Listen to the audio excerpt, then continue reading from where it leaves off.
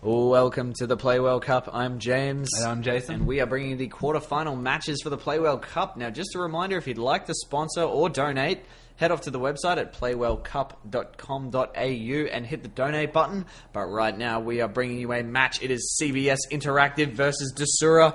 This is the first game of their best-of-3 series, and we are on the Boneyard. We are indeed. So right now, we are looking at Yusyn from CBS, spawning as the blue Protoss.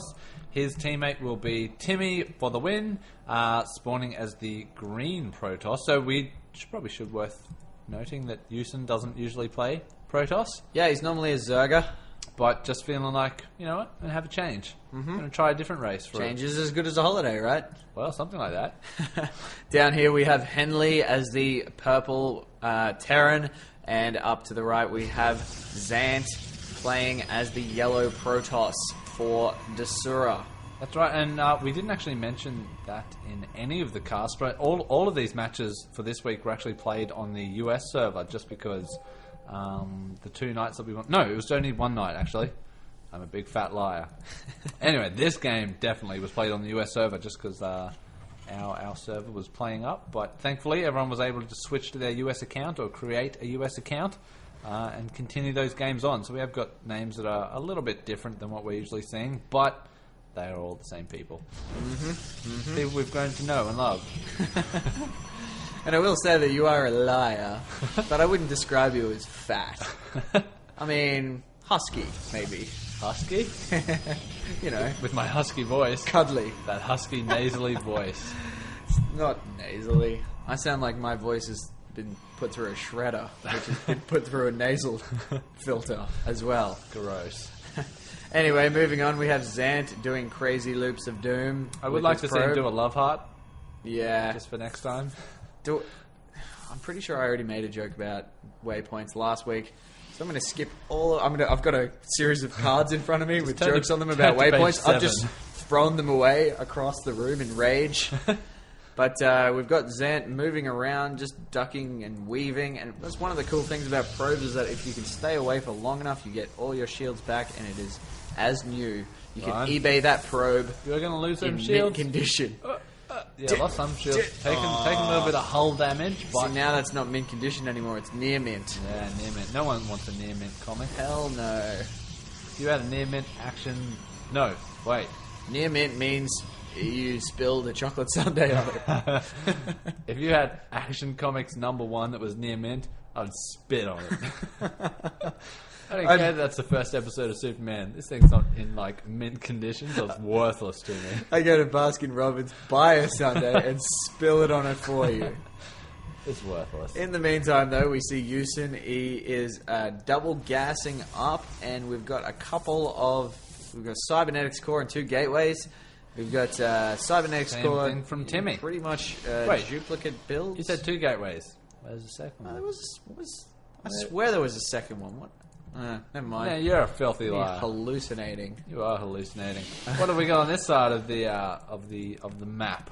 So we got Xant going with a similar build. It looks like, although maybe not so similar. Interesting. Maybe trying to hide some tech up in the corner here. Well, I was thinking it could be a proxy pylon, but that is probably the absolute opposite definition of a proxy pylon. Holy God! If you wanted to warp some units in there, they've got to walk like to Somalia before they can get here.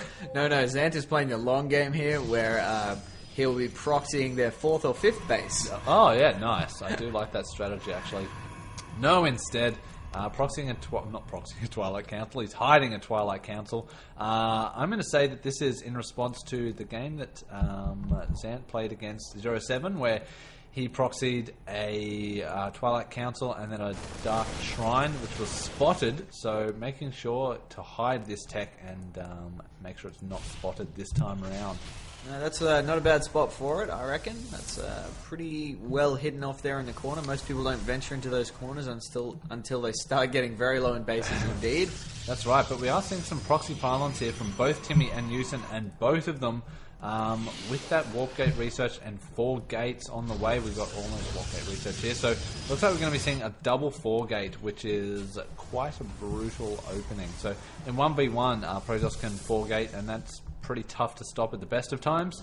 An 8 gate, Probably not going to be a lot of fun to stop. Very, very tough. I can see that Dark Shrine from Xant coming up, though, so that if this 4-gate push that seems to be coming does not have observers in the mix, they may be able to hold this off. Yeah, and Henley does have 2 barracks. Not 2 barracks. Dear Lord, he does have 2 barracks, but what I'm looking at the 2 bunkers. But he's going to want, if this 4-gate or 8-gate comes through, he's going to want some SCVs over here to get the repair on, just to help them so they don't fall, because this is sort of the last line of defense, especially while Xant is building this Dark Shrine and doesn't have any units yet to defend from this. So looks like here comes the push, though. So we've got a number of sentries coming up here. The Stalker's moving in, some force fields going down. Just a single force field. Interesting position, but anyway, those bunkers going down very quickly. SCVs getting repaired. No SCVs getting their repair on, so those bunkers going down. Henley losing all of his units, but here we go. Dark Templar coming into the mix now from Xant, and as we saw 4-gate and 4-gate, we're going to see no observers on the field, so Dark Templar are going to be able to take control of this battle, but maybe not before the Stalkers and the sentries can do a bit of damage to these mineral mines. Can they attack fast enough is the real question. We have the probes dancing around now, although nice force field there. Very nice force field. Trapping all of those probes, which are now getting murdered by those zealots, so that was a really nice force field. Xant almost got away with that with all these probes, but now we see we've got 3 Dark Templar in here, and they are making short work of the remaining army of that 8-gate that we saw. So I still think that our CBS might be in a strong position here, just because they've still got the economy going, and they've hurt Xant's economy somewhat. Xant is still not mining, and he's lost, I reckon, about a half of his probe count there, so that's going to be tough to come back with. He's going to have to do some work to restore his economy. We do see Xant look like he was trying to do some counter pressure, but photon cannon in the main there. He's now finally getting to do some probe harass, but we do see a robotics facility from Yusyn and observer not too far away. So what's that? 20 seconds away. So this Dark Templar is not going to be able to take out. I don't think he's even going to get through those shields on that nexus, and these Stalkers are going to be more than enough to clear that up.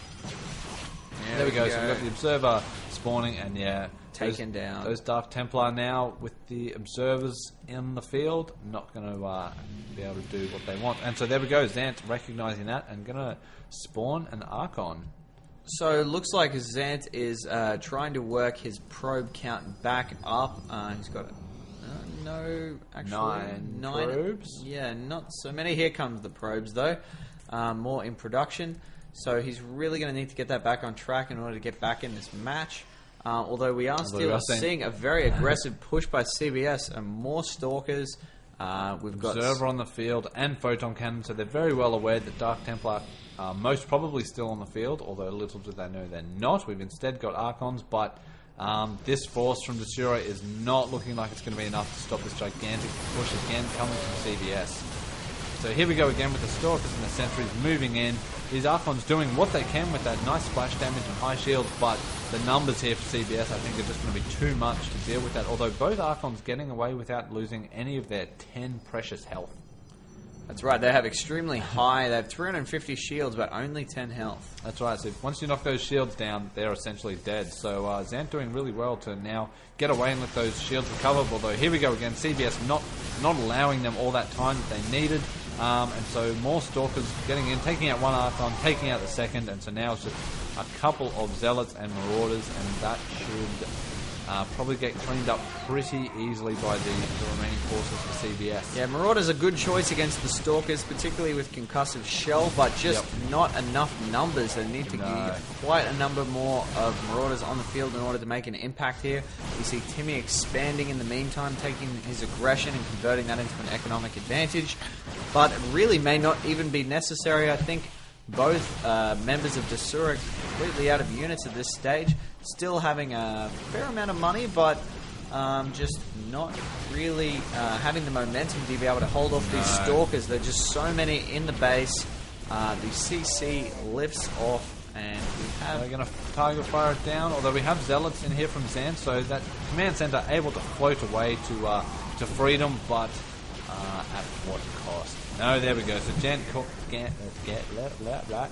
calling the GG, and it looks like this first match will be going to CBS. Yep, should see a GG any second here by Henley. Looks like his base is completely out, and that command center, although still flying away to victory. Now it's been chased away by these stalkers. So there we go. Henley has called the GG and left the game. So the first match going to CBS. And they actually end up taking this series out 2-0 in total. So CBS will be advancing onto the semi-finals of the Play World Cup. And unfortunately, we do see Desura departing the tournament at this point. So thanks very much for playing Desura. Great competitors, great matches we had with Desura in them. Great team to watch. Absolutely, yeah. Really enjoyed watching them play. So thanks very much for watching this match. Make sure you follow us on Twitter at PlayWellCup, or visit the website, which is playwellcup.com.au, or even hit the Facebook page, which is facebook.com/playwellcup. That it is. And we will see you